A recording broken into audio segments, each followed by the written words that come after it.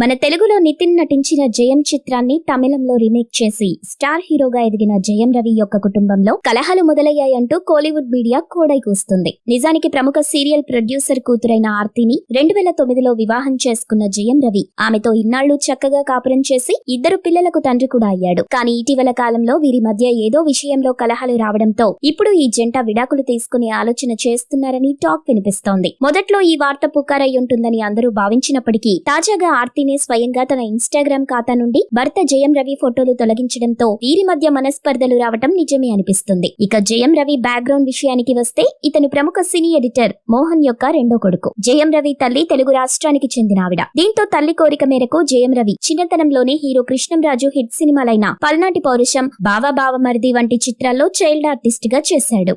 మీరు ఇలాంటి interesting news updates మరిన్ని తెలుసుకోవడానికి ఇప్పుడే మా ఛానల్ ని లైక్ చేయండి, ఫాలో చేయండి, సబ్స్క్రైబ్ చేయండి.